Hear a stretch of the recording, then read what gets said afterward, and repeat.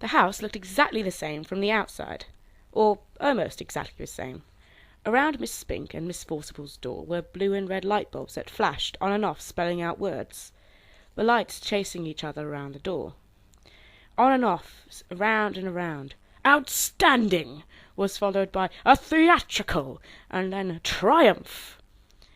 It was a sunny, cold day, exactly like the one she'd left. There was a polite noise behind her. She turned around. Standing on the wall next to her was a large black cat, identical to the large black cat she'd seen in the grounds at home. "Good afternoon," said the cat. Its voice sounded like the voice at the back of Coraline's head. The voice she thought words in, but a man's voice, not a girl's. "Hello," said Coraline. "I saw a cat like you in the garden at home. You must be the other cat." The cat shook its head. "No," it said. "I am not the other anything. I'm me." It tipped its head on one side, green eyes glinted. "You people are spread all over the place. Cats, on the other hand, keep ourselves together, if you see what I mean." "I suppose. But if you're the same cat I saw at home, how can you talk?" "Cats don't have shoulders, not like people do." But the cat shrugged in one smooth movement that started at the tip of its tail and ended in a raised movement of its whiskers. "I can talk." "Cats don't talk at home." "No?" said the cat. "No," said Coraline. The cat leapt smoothly from the wall to the grass near Coraline's feet. It stared up at her. "Well, you're the expert on these things," said the cat dryly. "After all, what would I know? I'm only a cat." It began to walk away, head and tail held high and proud. "Come back," said Coraline. "Please, I'm sorry. I really am." The cat stopped walking and sat down and began to wash itself, thoughtfully, apparently unaware of Coraline's existence. We could be friends, you know," said Coraline. "We could be rare specimens of an exotic breed of African dancing elephants," said the cat. "But we're not. At least," it added cattily, after darting a brief look at Coraline, "I'm not." Coraline sighed. "Please, what's your name?" Coraline asked the cat. "Look, I'm Coraline, okay?" The cat yawned slowly, carefully, revealing a mouth and tongue of astounding pinkness. "Cats don't have names," it said. "No?" said Coraline. "No," said the cat. "Now, you people have names. That's because you don't know who you are. We know who we are, so we don't need names." There was something irritatingly self-centered about the cat, Coraline decided, as if it were, in its own opinion, the only thing in any world or place that could possibly be of any importance. Half of her wanted to be very rude to it. The other half of her wanted to be polite and deferential. The polite half won. "Please, what is this place?" The cat glanced around briefly. "It's here," said the cat. "I can see that. Well, how did you get here?" "Like you did. I walked," said the cat. "Like this." Coraline watched the cat walk slowly across the lawn. It walked behind a tree, but didn't come out on the other side. The cat went over to the tree and looked behind it. The cat was gone. She walked back towards the house. There was another polite noise from behind her. It was the cat. "By the by," it said, "it was sensible of you to bring protection. I'd hang on to it if I were you." "Protection?" "That's what I said," said the cat. "And anyway," it paused, and stared intently at something that wasn't there. Then it went down into a low crouch and moved slowly forward 2 or 3 steps. It seemed to be stalking an invisible mouse. Abruptly it turned tail and dashed for the woods. It vanished among the trees. Coraline wondered what the cat had meant. She also wondered whether cats could all talk where she came from, and just chose not to, or whether they could talk when they were here, or wherever here was. She walked down the brick steps to the Mrs. Spink and Forcible's front door. The blue and red lights flashed on and off. The door was open. just slightly. She knocked on it, but her first knock made the door swing open, and Coraline went in. She was in a dark room that smelled of dust and velvet. The door swung shut behind her, and the room went black. Coraline edged forward into a small anteroom. Her face brushed against something soft. It was cloth. She reached up her hand and pushed at the cloth. It parted. She stood blinking on the other side of the velvet curtains. In a poorly lit theatre, far away at the edge of the room, was a high wooden stage, empty and bare, a dim spotlight shining onto it from above. There were seats between Coraline and the stage, rows and rows of seats. She heard a shuffling noise, and a light came towards her, swinging from side to side. When it was closer, she saw the light was coming from a torch carried in the mouth of a large black Scotty dog, its muzzle grey with age. "Hello," said Coraline. The dog put the torch down on the floor and looked up at her. "Right, let's see your ticket," it said gruffly. "Ticket?" "That's what I said. Ticket. I haven't got all day, you know. Can't watch the show without a ticket." Coraline sighed.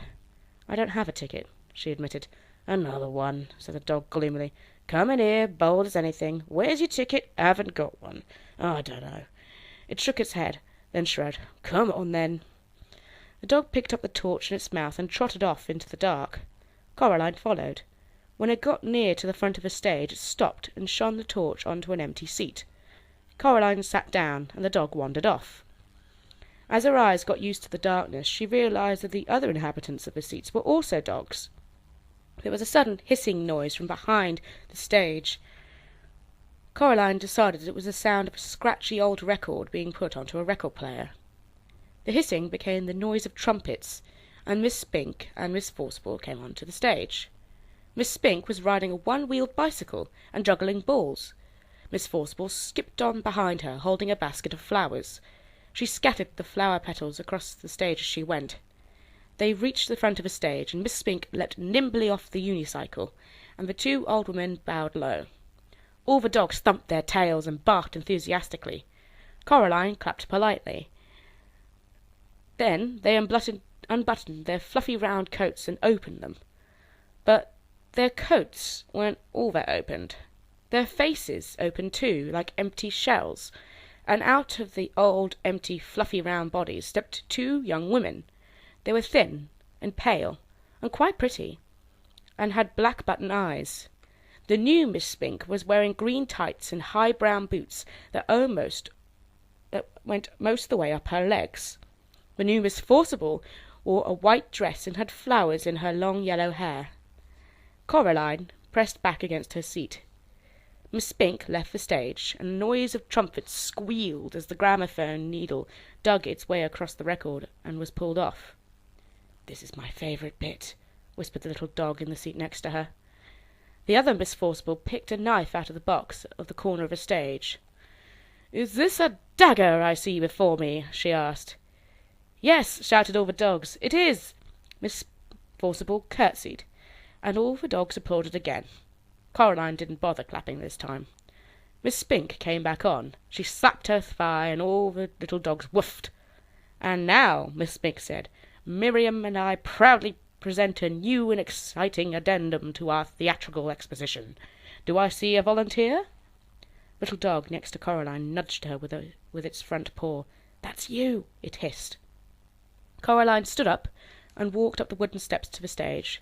"Can I have a big round of applause for the young volunteer?" said Miss Spink. The dogs woofed and squealed and thumped their tails on the velvet seats. "Now, Coraline," said Miss Spink, "what's your name?" "Coraline," said Coraline. "And we don't know each other, do we?" Coraline looked at the thin young woman with black button eyes and shook her head slowly. "Now," said the other Miss Spink, "stand over here." She led Coraline over to a board by the side of the stage, and put a balloon on top of Coraline's head. Miss Spink walked over to Miss Forcible. She blindfolded Miss Forcible's button eyes with a black scarf and put the knife into her hands. Then she turned her around 3 or 4 times and pointed her at Coraline. Coraline held her breath and squeezed her fingers into 2 tight fists. Miss Forcible threw the knife at the balloon. It popped loudly, and the knife struck the board just above Coraline's head and twanged there. Coraline breathed out. The dogs went wild. Miss Spink gave Coraline a very small box of chocolates and thanked her for being such a good sport. Coraline went back to her seat. "You were very good," said the little dog. "Thank you," said Coraline. Mrs. Forcible and Spink began juggling with huge wooden clubs. Coraline opened the box of chocolates. Little dog looked at them longingly. "Would you like one?" she asked it. "Yes, please," whispered the dog. "Only not toffee ones. They make me drool." "I thought chocolates weren't very good for dogs," she said. "Remember something Miss Forcible had once told her." "Maybe where you come from," whispered little dog. "Here, it's all we eat." Coraline couldn't see what the chocolates were in the dark. She took an experimental bite with one, which turned out to be coconut. Coraline didn't like coconut. She gave it to the dog. "Thank you," said the dog. "You're welcome," said Coraline. Miss Forcible and Miss Spink were doing some acting. Miss Forcible was sitting on a step-ladder, and Miss Spink was standing at the bottom. "What's in her name?" asked Miss Forcible. "That which we call a rose by any other name would smell as sweet." "Have you got any more chocolates?" asked the dog. Coraline gave the dog another chocolate. "I know not how to tell thee who I am," said Miss Spink to Miss Forcible. "This bit finishes soon," whispered the dog. "Then they start folk dancing." "How long does this go on for?" asked Coraline. "The theatre?" "All the time," said the dog. "Forever and always." "Here," said Coraline. "Keep the chocolates." "Thank you," said the dog. Coraline stood up. "See you soon," said the dog. "Bye," said Coraline, and walked out of the theatre and back into the garden. She had to blink her eyes at the daylight. Her other parents were waiting for her in the garden, standing side by side. They were smiling. "Did you have a nice time?" asked her other mother. "It was interesting," said Coraline. The three of them walked back up to Coraline's other house together. Coraline's other mother stroked Coraline's hair with her long white fingers. Coraline shook her head. "Don't do that," said Coraline. Her other mother took her hand away. "So," said her other father, "do you like it here?" "I suppose," said Coraline. "It's much more interesting than at home." They went inside. "I'm glad you like it," said Coraline's other mother, "because we'd like to think that this is your home. You can stay here for ever and always, if you want to." She put her hands in her pockets and thought about it. Her fingers touched the stone that the real Mrs. Spink and Forcible had given her the day before, the stone with the hole in it. "If you want to stay," said her other father, "there's only one little thing we'll have to do, so you can stay here forever and always." They went into the kitchen. On a china plate on the kitchen table, there were a spool of black cotton and a long silver needle, and beside them 2 large black buttons. "I don't think so," said Coraline. "Oh, but we want you to," said her other mother. "We want you to stay, and this is just a little thing." "It won't hurt," said her other father. Coraline knew that when grown-ups told you something wouldn't hurt, that it almost always did. She shook her head. Her other mother smiled brightly, and the hair on her head drifted like plants under the sea. "We only want what's best for you," she said. She put her hand on Coraline's shoulder. Coraline backed away. "I'm going now," said Coraline. She put her hands back in her pockets. Her fingers closed round the stone with the hole in. Her other mother's hand scuttled off Coraline's shoulder like a frightened spider. "If that's what you want," she said. "Yes," said Coraline. "We'll see you soon, though," said her other father, "when you come back." Said Coraline. "And then we'll all be together as one big, happy family," said her other mother, "forever and for always." Coraline backed away. She turned and hurried into the drawing-room and pulled open the door in the corner. There was no brick wall there now, just darkness, a night black underground darkness that seemed as if things in it might be moving. Coraline hesitated. She turned back. Her other mother and her other father were walking towards her, holding hands. They were looking at her with their black button eyes, or at least she thought they were looking at her. She couldn't be sure. Her other mother reached out her free hand and beckoned gently with one finger. Her pale lips moved. "Come back soon," although she said nothing aloud. Coraline took a deep breath and stepped into the darkness, where strange voices whispered and distant winds howled. She became certain that there was something in the dark behind her, something very old and very slow. Her heart beat so loud and so loudly, she was scared that it would burst out of her chest. She closed her eyes against the dark. Eventually she bumped into something, and opened her eyes, startled.